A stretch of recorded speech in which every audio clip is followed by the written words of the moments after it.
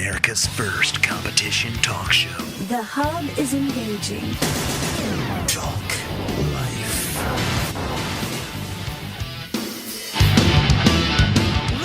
The Environmental Protection Agency is really upset with a 35-year-old Amish man right now by the name of Michael Stoltzfus in Lancaster, Pennsylvania. Now, one might wonder why they could possibly be upset with the Amish Mennonite community, the leave me alone, I will do it, I will stay out of your hair if you'll stay out of mine, I don't want the government subsidies, I don't want this, I don't want that.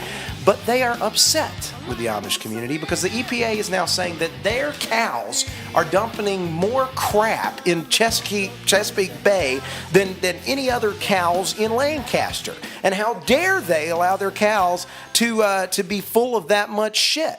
And the truth be known, I mean, when I think about this, I think butter churning may be considered a systemic risk under the new Consumer Protections Agency. Because if you think about it, Amish cows have a distinct advantage over other cows. They produce more milk because they're less stressed than the other cows. And you try getting milk with a metallic object hanging off your udder in the morning. See how much milk you produce. They produce more milk because they're less stressed. And I don't think it has anything to do with the crap they're dishing out. It has a whole lot more to do with the right environment conducive to milk creation. Mm-hmm. Michael, maybe a little bit of a stretch, but honestly, how do you resolve this fecal matter?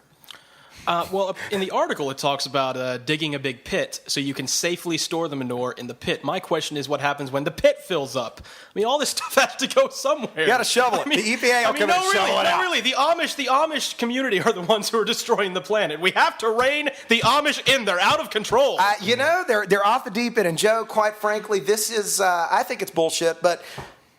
What's apparently too much of I guess, is this the hole Obama's going to plug next? I mean, you guess that was the first thing, Plan B. All right. Now we got a bunch of Amish cows to take care of. Well, I mean, obviously, let's grant maybe there is an issue of not so much manure per cow, but the number of cows within the size of the farms and the amount of space. Fine.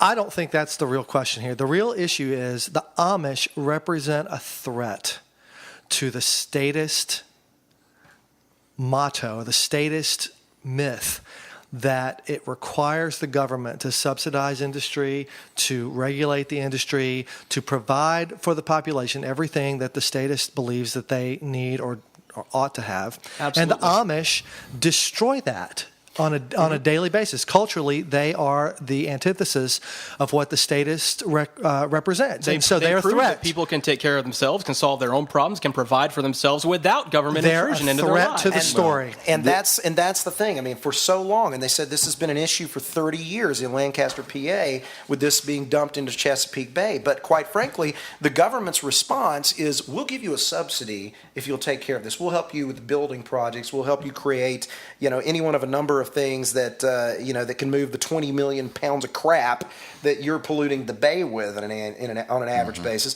We'll help you get there. They look back at that and say, no, we've got a position of strength, which they do, because the borrower is slave to the lender. Last time I read the book, and they are not beholden at this point.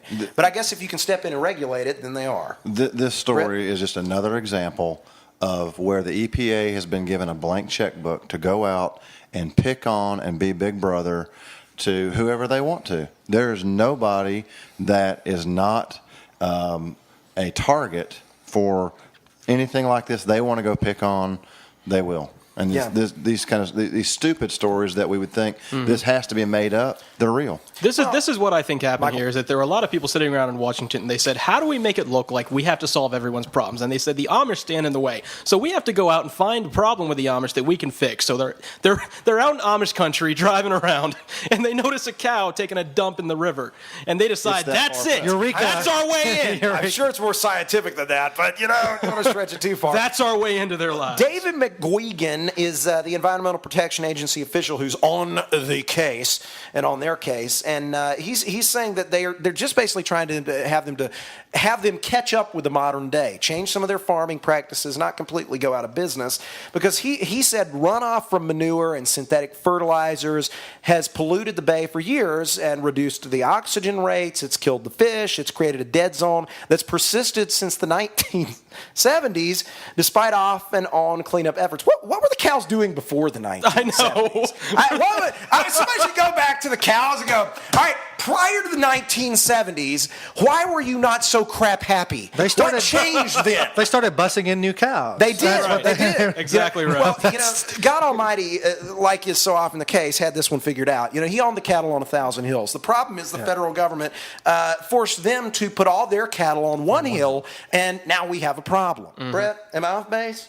No, not at all. And Okay. another example I think of, and I won't go into the full length of the story, but it does remind me of back in the 1960s, the Colorado River had a lot of issues with cattle, and it was the cattle, it was a lot of different things that was taking impure water into Mexico. And it got to be such an issue that Mexico came to the United States and complained. So the United States government had this ingenious idea: we'll build the largest reverse osmosis plant in the world. We will filter all the water that they're saying we're sending downstream contaminated water, and we'll fix it. So it takes 20 years to build this plant because it's so huge. And by this time, the EPA has started all these regulations about fertilizers and regulating feeds and all this kind of thing. By the time they get this plant finished and built and ready to open and cut the red tape, there's no more pollutants in the water. And and so the government then backed up and said, "Well, we had a different plan." It's just. But it's a moving target. The plan always changes. It always changes. And that's the thing. They looked spent at $200 million on this RO plant. Well, they looked at 24 farms in this case, and they found out that 16 of them were not meeting EPA standards, EPA regulations on the amount of nitrates that are being dumped into Chesapeake Bay. Now, you and I both know that there's a whole lot more than nitrates from cow crap being dumped into Chesapeake Bay that could perhaps be killing the fish. I mean, you got Virginia, you got District of Columbia, you've got Pennsylvania, you've got a lot of different areas with highly populated areas that are feeding into this stream. It's not too far from the Atlantic, for that matter, before it all dumps out and disperses. But ultimately, if I got this much manure in place, be a capitalist. Open a fertilizer plant. Absolutely. Do something with it. Turn lemons into lemonade. Well, that doesn't give the government more power. No, it doesn't. People who solve their own problems are a threat to the story. That's right. That's That's right. right. Well, I agree with that. Ultimately, it's all about good stewardship. Well, Matthew Stoltzfus, the 34-year-old Amish dude, he has 7 kids. I'd say that's good stewardship. And he feeds all of them with Amish cow milk. We'll see you tomorrow on The Hub.